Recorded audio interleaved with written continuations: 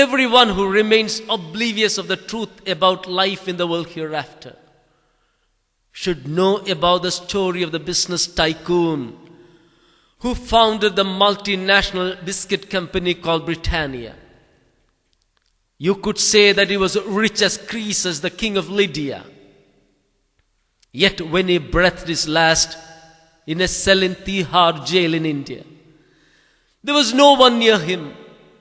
His wife, children, relatives, nor his family doctor was there to give him even a drink of water. Due to some reason which is unknown till date, he vomited blood and was found lying on the cold, hard floor of the prison cell.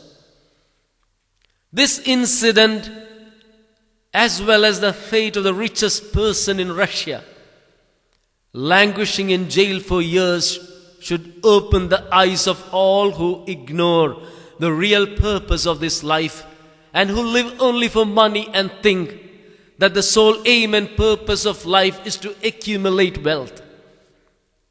The desire for amassing wealth stems mainly out of the craving to enjoy comforts and luxury and to gain recognition, power, influence and glamour. But we have to remember, immeasurable wealth will not always help us in this world.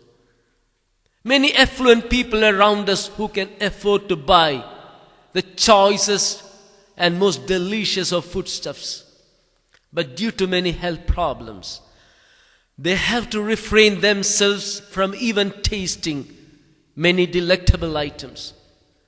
There are many who can afford to buy the most expensive cars available in the market, but are unable to travel because of physical infirmities. That is what the Prophet Muhammad sallallahu alaihi wasallam meant when he said, "Laysa al-ghina bi kathrati al-arli, walakin al-ghina ghina nafsi." The real prosperity is not wealth, but the happiness of mind. Today's youth spend hours and hours before the mirror enjoying their own beauty. They spend considerable time combing their hair. They spend fabulous amounts of money to buy expensive cosmetics and creams to nourish their skin and hair. But the sharp, bending sickle of time hacks down and destroys all features of youth and beauty. The face gets disfigured by wrinkles. The hair turns gray. The cheeks becomes hollow. The skin loses its glow. And the eyes lose their twinkle. All efforts to prevent the process of aging become futile after a certain age. And once the body is placed in the grave, the mortal remains decomposed very quickly and are eaten by worms. Very soon in the place of beautiful eyes, only gaping holes remain. Chubby cheeks disintegrate to reveal the bones of the face. The skin, the flesh, and the entrails disappear, leaving only the skeleton behind.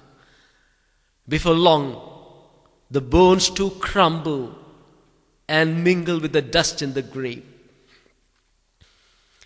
Everything in this world perishes. We have seen large ships getting rusted and big trees being eaten up by termites, ants, worms, and beetles. Those who live without remembrance of death are like moths that are drawn towards the fire. The Prophet Muhammad sallallahu alaihi wasallam has said that only those who live with constant remembrance of death will prepare for afterlife.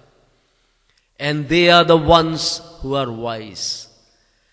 An average human being lives to an age of 60 to 70 years.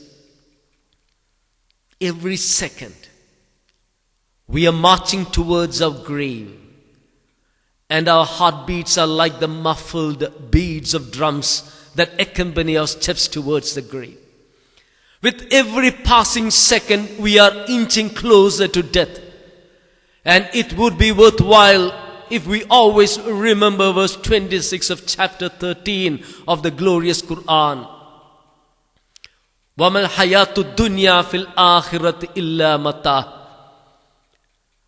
Compared with the world hereafter, the life in this world is little comfort. The Prophet Muhammad sallallahu alaihi wasallam once said, if you dip your fingertip in the ocean and lift it, you can find one drop of water dripping from the tip of your finger. That drop can be compared to the life in this world, and the water remaining in the ocean can be compared to the eternal life in the other world. We sacrifice everything for this world, which is just like a single drop of water in the unfathomable ocean of the time of our existence. And we ignore the eternal life in the world hereafter. On another occasion, the Prophet compared his life in this world to the short resting time of a traveler in the shade of a tree to escape from the sweltering heat of the desert before proceeding with his journey. The misfortune of man is that he lives as if the shade will last forever, forgetting the reality that the shade will vanish in no time. Death is an uninvited guest. We do not know when and where it will make its appearance.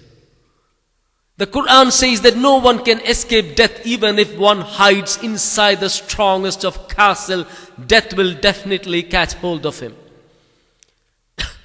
But it is unfortunate that man who recognizes that death is a certain reality thinks that it will not happen to him in the near future. Almost everyone lives with the belief that he will live for many, many more years to come.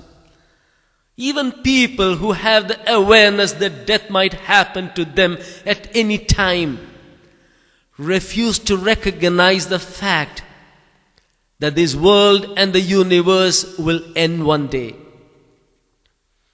They believe that the world will last forever, and that all the talk of the last day, the day of resurrection, and the day of judgment and recompense is a concocted story with no evidence whatsoever to substantiate for it.